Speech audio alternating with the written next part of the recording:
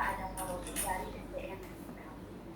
Pada kesempatan ini kami akan menjelaskan hasil diskusi dari kelompok kami mengenai aset-aset yang kami miliki, khususnya yang berada di daerah Kecamatan Cipadang. Nah, tujuan pembelajaran pada Kupal hari ini yaitu CGP dapat mengidentifikasi berbagai sumber daya di daerah untuk sekolah dan strategi pemanfaatannya secara efektif. Baik Bapak dan Ibu, sebelum acara presentasi dimulai, izinkanlah saya akan menyampaikan sebuah pantun dari kelompok 2 ya Bapak dan Ibu. Mungkin nanti ada yang menanggapi, persilakan. Buah mangga, buah pepaya, cakep. pakai koran. Mari kita saksikan presentasi kelompok 2. Semoga dapat bermanfaat bagi semua orang. Terima kasih Bu. Baik, selanjutnya untuk pemateri yang pertama yaitu akan disampaikan oleh Ibu Dede. Kepada Ibu Dede, saya persilakan. Terima kasih Bu Ani. Saya balas pantun dulu buat Bu Ani. Makan jagung biji bagus, ditambah susu, wow manis. Mari kita tetap fokus pada presentasi yang dinamis. Terima kasih. Di sini kami kelompok 2, kebetulan saya menjadi penyaji pertama. Ada 7 aset yang kami identifikasi dari aset kekuatan aset untuk daerah. Yang pertama modal manusia, kemudian modal sosial, modal politik, modal agama dan budaya, modal fisik, modal lingkungan atau alam, kemudian modal finansial.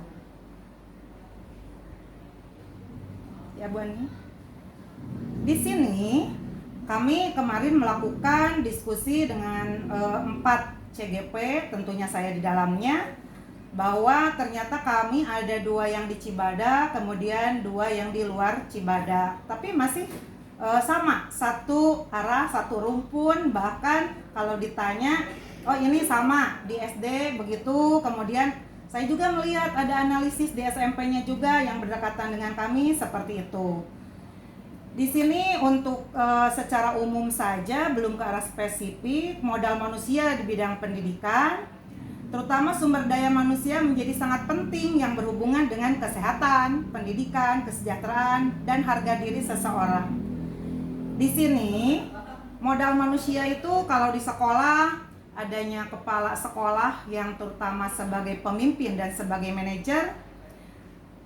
Kemudian kualifikasinya bahwa beliau itu rata-rata S1-nya menuju S2, dan kemungkinan ya kalau dianalisis yang S2-nya sudah banyak. Kemudian tingkat gurunya, guru pendidikan itu rata-rata S1, bahkan ada S2. Bersertifikasi, dan yang belum bersertifikasi juga melakukan PPG, kemudian ya ikut celah-celah yang lain untuk meningkatkan kompetensi guru. Adanya guru teladan. Guru teladan di sini terutama yang mungkin CGP-CGP yang sudah masuk ke ranah sekolah masing-masing. Ya, dilanjut Bu Ani. Kemudian ada teknik pendidikannya rata-rata kalau di ranah SMK ya S1, bahkan SMA-nya kurang. Tapi di ranah SD atau SMP mungkin saja yang masih ada jajaran strata SMA. Kemudian pemberdayaan teknik ini secara maksimal. Jadi untuk yang di SD, SMP itu operator dan sebagainya sudah menjadi cakupan yang harus profesional. Dan di kami khususnya di sekolah yang SMK, kemudian SMA juga, itu kalau berbicara tentang operator itu sangat mumpuni ya operator yang sekarang. Sampai bingung juga kalau kita ngudag-ngudag operator itu, kayaknya operator itu melezat, sat gitu, kayak apa aja punya sayap yang lebih ya. Murid, latar belakang murid heterogen, mungkin dari SD, SMP, SMA dan SMK juga berprestasi. Nah, di sini kenapa dikatakan dalam bidang pendidikan berprestasi? Karena di SD mungkin saja ada beasiswa, SMP masih ada, SMA masih ada. Kalau di SMK adanya kerjasama yang membangun, kalau yang 3 besar berprestasi itu bisa menuju ke arah masa depan yang cerah gitu. Jadi adanya suatu penyaluran untuk kerja nanti di masa depan setelah lulus sekolah. Punya budi pekerti yang baik, ini terutama adab etika sopan santun. Komite sekolah dan pengawas berperan aktif sebagai penghubung orang tua dan sekolah. Kemudian berperan juga sebagai pengawas lembaga pendidikan. Di wali murid dan tokoh masyarakat latar belakangnya ini juga heterogen. Makanya untuk seninya aktivitas di segala lini, wali murid ini berperan sangat tinggi sekali ritmenya. Kemudian adanya stakeholder, pemangku kepentingan. Kalau di ranah SD, SMP, SMA mungkin keterlibatannya sejauh sekolah masing-masing menganggapnya seperti apa. Kalau di SMK karena profesinya di bidang keahlian, profesi yang sangat butuh kemandirian, stakeholder di sini adalah pemangku kepentingan yang sangat bisa diajak kerja sama sekali. Contoh besar di SMK kami, SMKN 1 Cibadak, sudah ada berdirinya pabrik Indokopi, yaitu pabrik yang berbentuk cabang mungkin ya, kalau pabrik utamanya di Jakarta, tapi memakai jasa PKL dari siswa yang sudah kriterianya ditentukan. Kemudian selain anak PKL itu berbayar juga. Jadi intinya anak tersebut mendapat gaji dari PT tersebut. Kemudian ada PT Angkasa. Ini tentang mie. Masuk juga nih di SMK Cibadak itu mie. Yang ternyata sudah masuk Indomaret. Untuk masuk Indomaret itu dari zaman dulu itu kan perlu usaha juga. Nah, ini sudah masuk. Kemudian ada minumannya, minuman SBL. Nah, Bapak dan Ibu, saya punya contoh. Kalau nanti ke sini, kalau mau pesan ke saya saja, promosi sama Bu Juni nih, diliatin SBL-nya. Kalau Pak Nana kasih jempol, saya satu aja nih, kasih nanti 1 botol. Buat Pak Nana, Mister Nana tuh duluan yang jempol-jempol gitu. Ini SBL-nya. Jadi untuk yang SMK itu ranahnya ke arah yang tadi itu yang saya bicarakan, giat, BMW, dan memang tepat sasaran. Tapi kadangkala di Jawa Barat sendiri lulusan SMK yang banyak pengangguran katanya. Tapi itu tidak meruntuhkan semangat kami yang di SMK yang bisa membuat keunggulan. Mungkin saja secara analisis itu memang benar ada SMK yang kurang untuk mendorong lulusannya. Tetapi di Cibadak sendiri dengan studi tiru dari sekolah pusat keunggulan yang sebenarnya mereka juga pusat keunggulan, tapi studi tirunya kemari udah 183 sekolah yang datang ke sini untuk kurikulum merdeka. Jadi intinya kalau ngomong Cibadak untuk urusan yang SMK-nya mungkin kahot-kahotnya di SMK ini, SMK Cibadak, SMKN 1. Nah, di bidang yang lainnya, coba Bu Ani. Ini ada beberapa dokumentasi aset yang kami identifikasi karena ini daerahnya daerah Cibadak, yang kami juga meminta kepada beberapa rekan untuk mengirimkan dokumentasi. Katanya nih di SD itu ada yang untuk kriteria sepak bola untuk masuk jalur kabupaten. Nah, ini ada anak-anak SD nih, berarti pengantar dari Parobi ini. Kemudian ada paskibra di kecamatan itu, setiap kecamatan ada. Nah, ini ada guru yang workshop. Kemudian ada anak yang lagi sholat duha atau mendengarkan ceramah.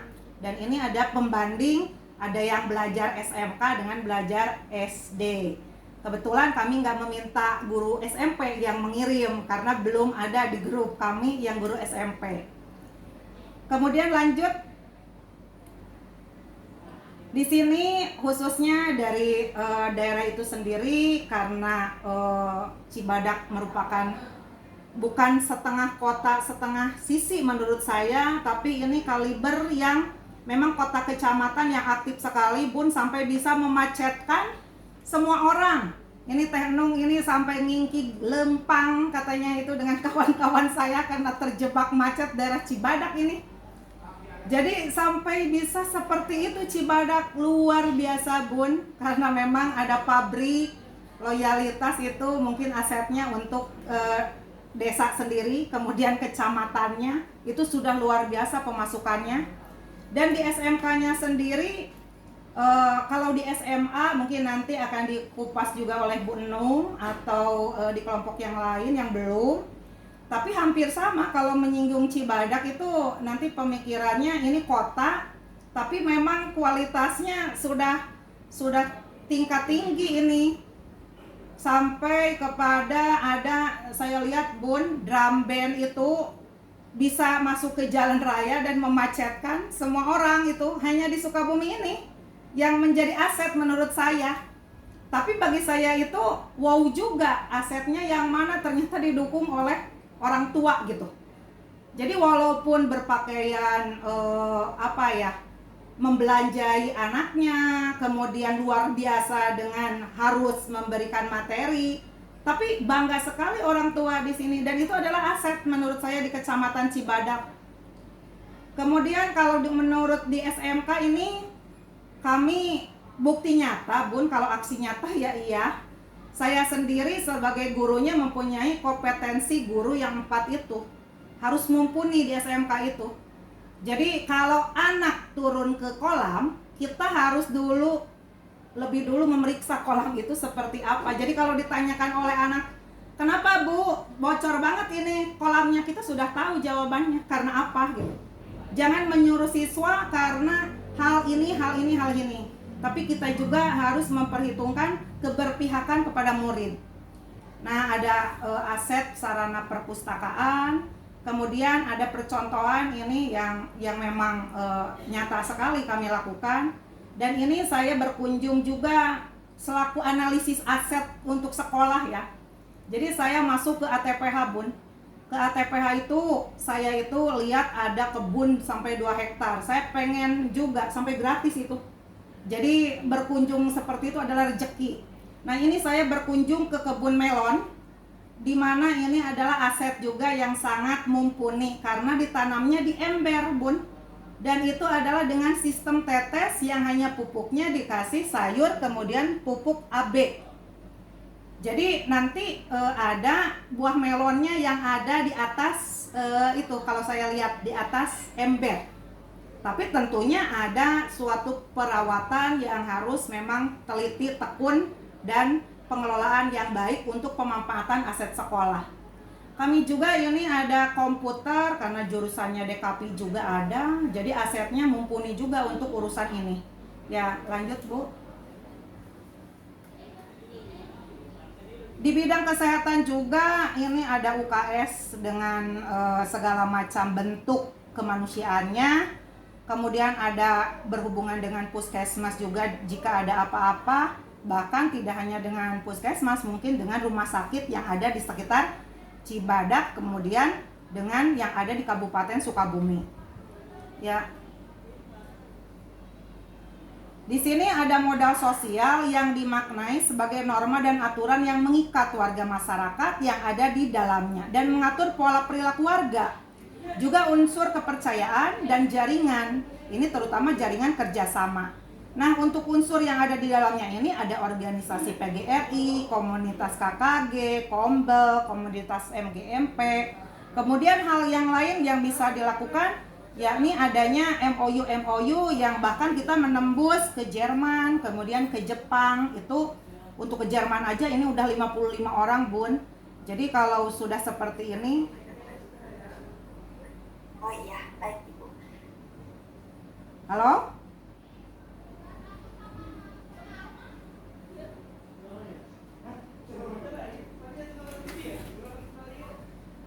Ya Bu Dede, mau dilanjut atau bagaimana? Ya, sampai modal politik. Ya, Lanjut. masih modal sosial ya? Ya, lanjut. Udah tadi saya ngomong. Ya. Silakan Ya, lanjut modal selanjutnya. Modal politik sudah ya Bu ya? Belum, lanjut dari slide ini. Iya, ini sudah. Nah, ini kalau modal politik di sini kan ASN harus netral.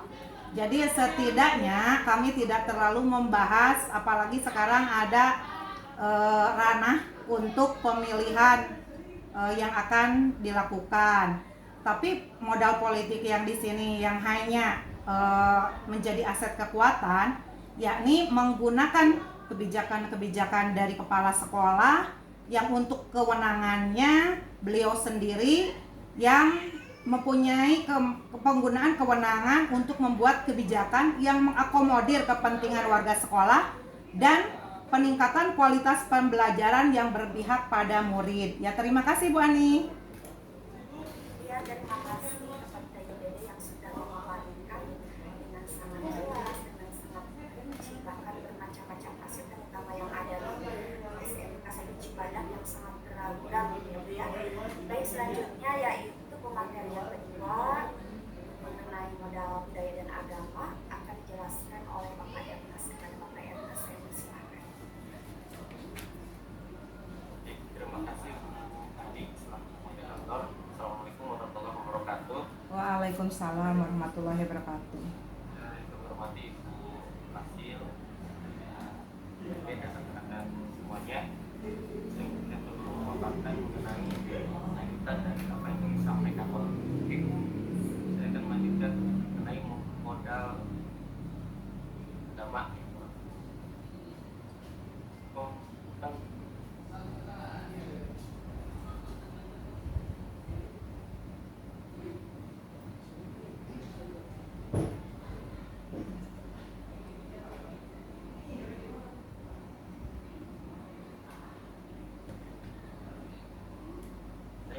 Perencanaan dan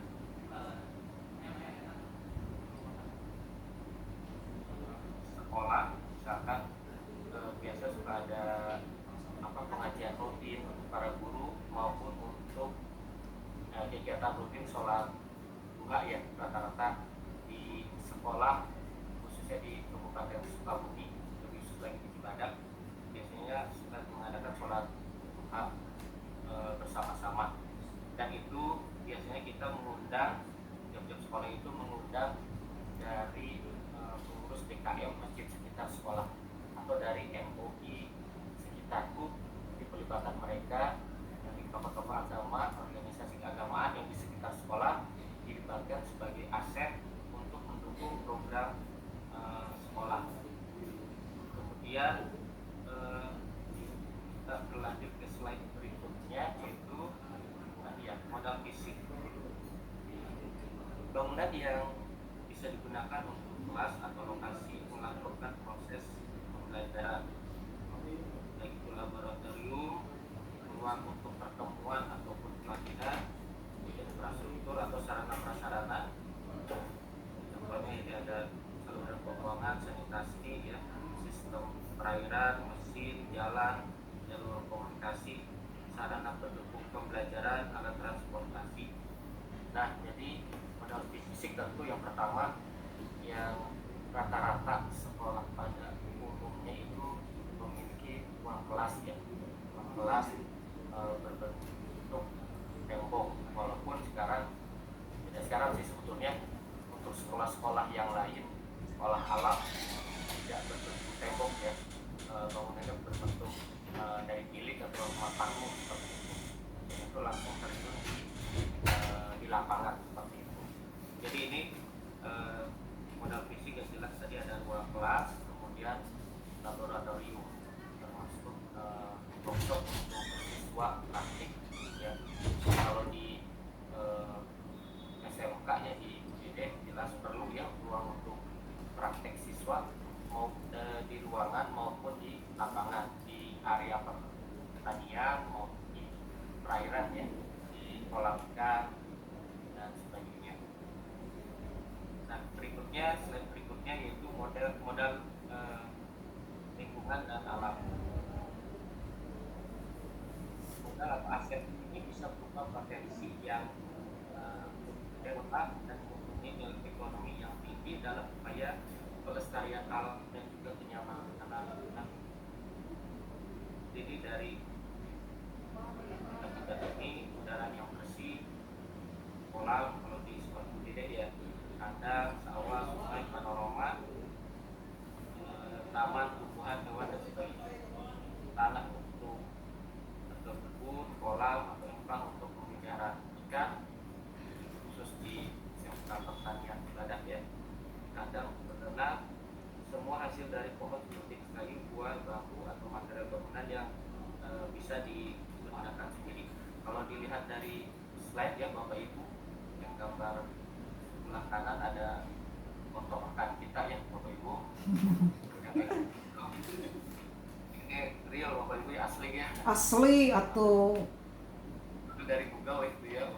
tidak dari Google.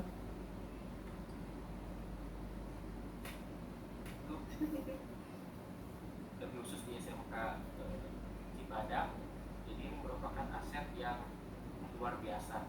Kalau kita gabungkan dengan tadi ya yang termasuk yang disampaikan oleh Bu Lala tadi ya, kerjasama CSR dengan Chevron ya, Star Energy ya sekarang.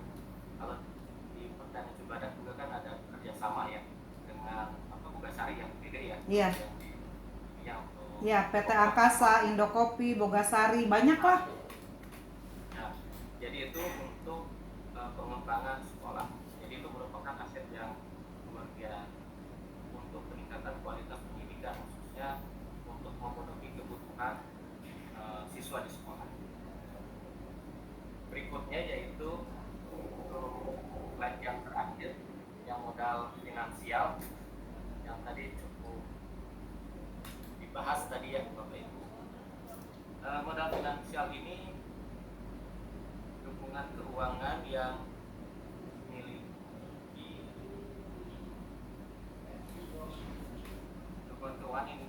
oleh sebuah komunitas yang dapat digunakan. Bapak Ibu punten jaringannya punya saya ya Bapak Ibu. Baik, saya lanjut aja ya Pak Ernest ya. Ya punten ini Ya. jaringannya. Maka Ya. mana?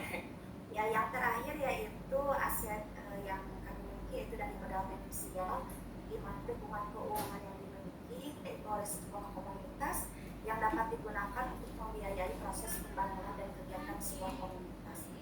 Modal finansial termasuk dana BUSP, kemudian ada investasi, ada kantin sekolah, koperasi sekolah, kemudian ada infak, ada hibah juga, ada gaji, serta sumber pendapatan internal dan eksternal. Baik Bapak dan Ibu, demikian pemaparan diskusi dari kelompok kami. Selanjutnya yaitu diserahkan kepada Bapak dan Ibu apabila ada yang mau memberi tanggapan maupun pertanyaan kepada kelompok kami. Saya persilahkan. Kesimpulannya Bu, kesimpulannya Bu. Kesimpulan Nanti. saja Pak setelah diskusi ya. Oh ya. Ya, ada Pak Nana yang sudah angkat tangan.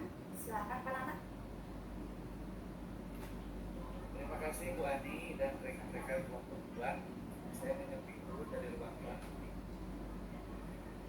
Pembahasan yang sangat holistik, menyeluruh. Terutama saya terkesan dengan pembahasan tentang modal manusia yang dirinci sampai ke berbagai bidang, sehingga tergambar benar-benar aset yang dimiliki itu lengkap.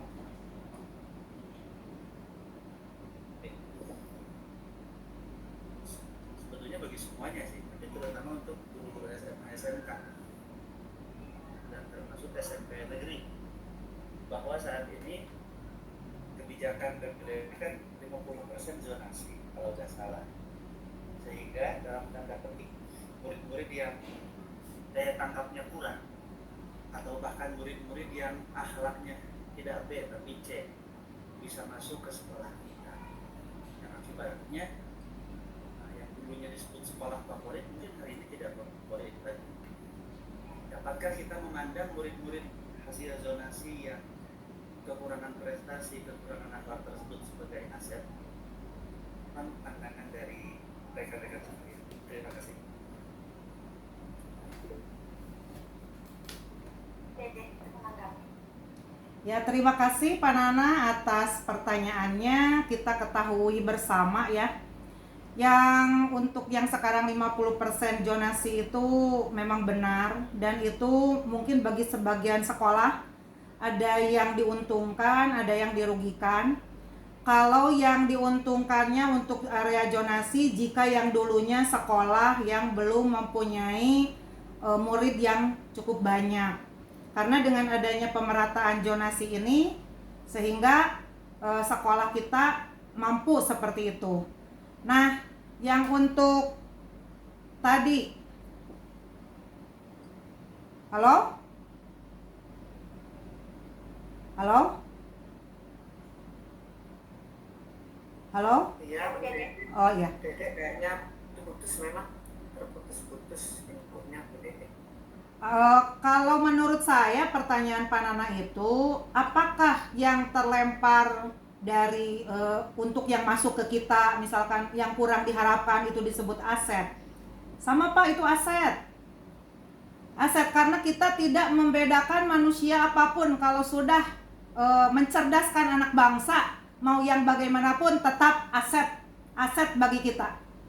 Murid seperti apapun, secacat apapun mungkin bagi mereka di luar sana, tapi bagi kita yang mampu menerimanya, contohnya sekolah ada yang mampu menerima murid yang berkebutuhan khusus, terutama dengan standar dan kriteria.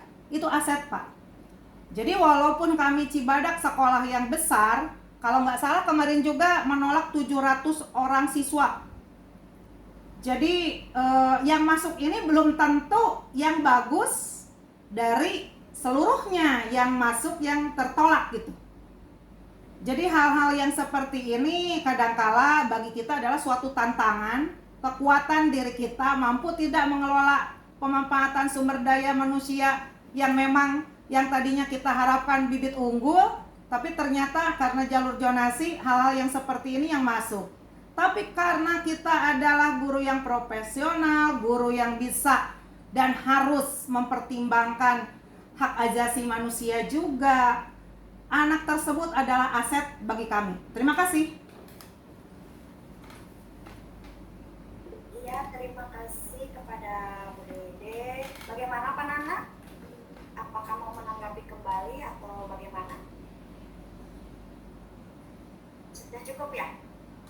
Baik, selanjutnya ada Bu Yuli yang sudah angkat tangan. Silakan Bu Yuli. Iya, terima kasih Bu Ani atas waktunya.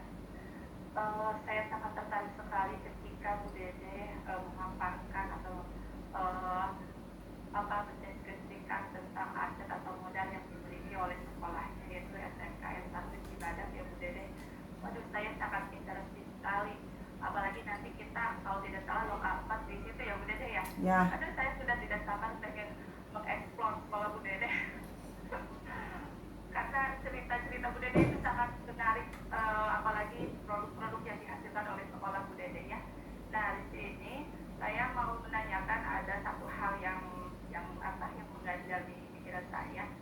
Bagaimana Bu Dede sebagai TNI di sekolahnya, yaitu di SMKN 1 Cibadak, melakukan strategi pemanfaatan atau pengelolaan aset pemodal sekolah dengan pendekatan berbasis kekurangan atau masalah atau deficit approach ya. Karena kalau tidak salah saya pernah mendengar Bu Dede pernah berbicara tentang keterbatasan ruang kelas yang tidak sebanding dengan banyaknya murid di sekolah ribuan orang gitu ya, sehingga sering melakukan moving class. Nah, bagaimana menurut Bu Dede memandang kekurangan itu sebagai satu aset gitu Bu Dede? Terima kasih. Terima kasih Bu Yuli atas pertanyaannya, sangat good sekali, bagus sekali, karena itu mempunyai pemikiran yang harus dipikirkan bersama. Di kami itu hampir siswanya 1.885 orang, hampir 1.900 orang, dan tidak diterima 700 orang untuk PPDB tahun ini. Tapi dengan solusi ya tidak betul kata Pak Nana tadi, tidak ada yang namanya sekolah favorit yang sekarang jadi favorit. Jadi hal-hal demikian menjadikan kami satu, menerima berbasis aset sebagai kekuatan kami dan menerima berbasis pendekatan masalah sebagai aset juga. Halo Bu Yuli? Halo? Iya Bu Dede, putus-putus ya suaranya ya. Iya, di sini sudah di dalam lingkup yang WiFi yang paling kuat padahal. Jadi ke Bu Yuli, di sekolah kami karena ini adalah kebijakan yang diambil oleh rapat bersama dengan cara musyawarah seluruh warga sekolah, komite dan stakeholder. Untuk yang namanya PKL di SMK itu berbeda dengan yang sekolah SMA mungkin. Kalau di SMK itu sudah ada wacana PKL 6 bulan Bu Yuli. Dulunya itu 3 bulan. Kalau dulu 3 bulan artinya aset di kami termasuk layaknya bangunan atau tidak itu masih kita pertimbangkan. Jadi kami memang menerima Bu Yuli antara aset berbasis kekuatan untuk diri kemampuan potensi SMKN 1 Cibadak dan aset yang berbasis kekurangan. Dan dari kekurangan itu menjadi kekuatan ternyata. Karena dengan anaknya yang tadinya manja, ini mohon maaf nih, saya harus dalam tanda kutip, ada anak SMK juga manja Bu Yuli.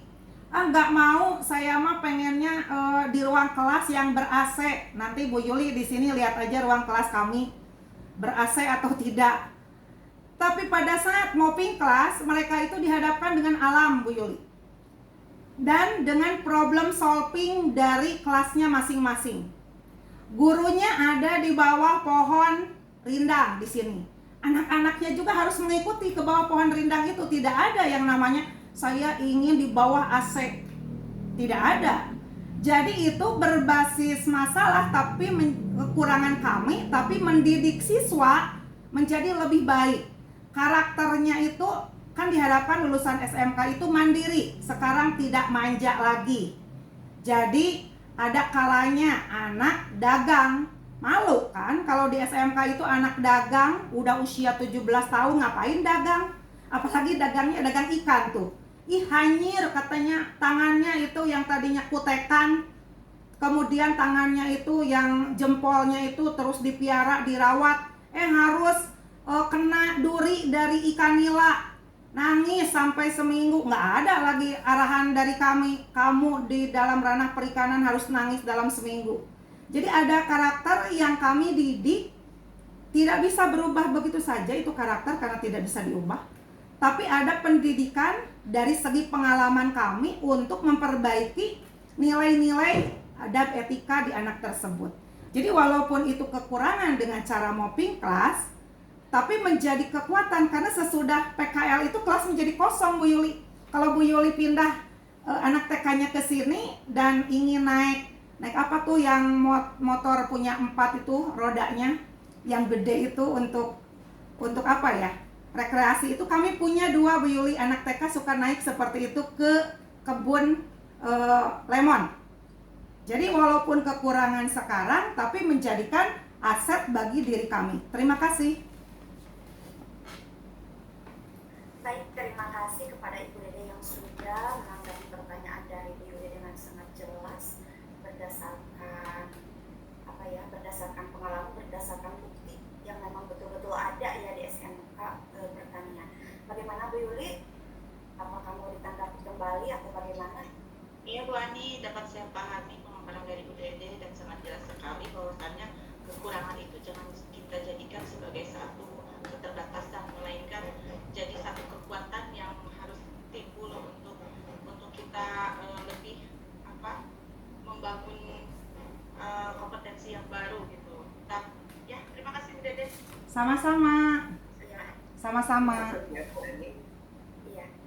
Ya baik, mungkin sudah cukup ya, tidak ada yang bertanya kembali. Selanjutnya yaitu mengenai kesimpulan akan dijelaskan Pak Robi, kepada Pak Robi. Saya silakan sebentar ya. Sebentar.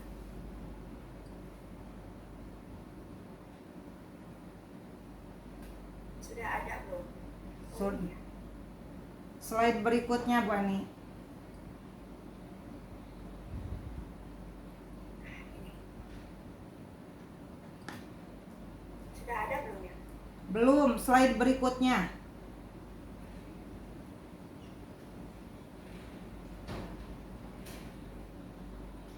Sudah ada? Ya. Belum.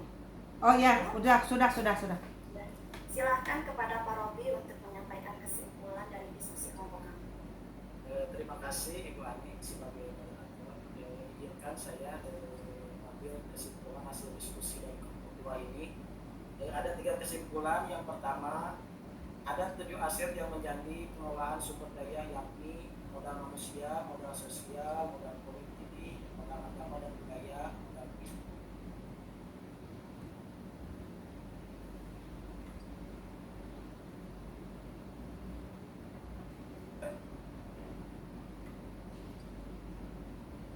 Ekosistem yang faktor biotik dan abiotik yang keduanya saling berinteraksi untuk menciptakan pengelolaan sumber daya dengan memanfaatkan kekuatan aset yang dimiliki di sekolah masing-masing. Serta kesimpulan yang ketiga yaitu pendapatan berbasis aset merupakan cara praktis menemukan dan mengenali hal-hal positif dalam kehidupan sehingga menjadi inspirasi yang menjadikan kekuatan dan potensi yang positif. Segitu kesimpulannya. Terakhir ada pantunnya buat Masih dan teman-teman kita semuanya. Kelompok kita berbasis pantun, Bun. Nah, ada pantun nih. Buah kedong-dong, buah cik. Cakep.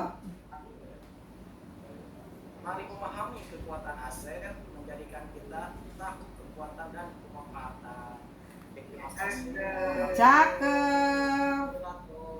Cakep. Baik, terima kasih kepada Pak Robi yang sudah menyampaikan kesimpulannya. Demikian pemaparan hasil diskusi dari kelompok kami, ya Bapak dan Ibu, berarti memang ada dua aset, yaitu ada kekuatan maupun kekurangan, dan kita jangan menjadikan bahwa saya yakin setiap sekolah pasti ada kekurangannya, dan kita jangan menjadikan bahwa kekurangan itu bisa menghambat kita untuk maju, karena ketika kita akan mengalami perubahan pasti diawali dari kekurangan-kekurangan itu. Baik, terima kasih. Mohon maaf apabila ada kesalahan dan kekurangan. Wassalamualaikum warahmatullahi wabarakatuh. Waalaikumsalam warahmatullahi wabarakatuh. Terima kasih kepada Bu Ani yang menjadi moderator dan yang memandu untuk diskusi kelompoknya yang bagus sekali dan yang begitu lengkap dipaparkan oleh Bu Dede dan teman-teman yang lain. Ini sungguh kita yang kemarin kita mempelajari tentang aset dengan meraba-raba masih belum seyakin-yakinnya. Mungkin dengan diskusi kemarin yang dilakukan dan mungkin juga membuka materi lagi Bapak Ibu, sehingga lebih membuka pikiran kita, karena di materi ini Bapak Ibu itu sangat penting. Mungkin tadinya kita tidak mengetahui, jadi lebih memahami apa itu yang dimaksud dengan aset. Emang benar bahwa aset yang dimaksud Dede tadi ada aset yang berupa aset yang sangat besar di sekeliling, terutama di kota Sukabumi ya, di kota dan kabupaten Sukabumi ini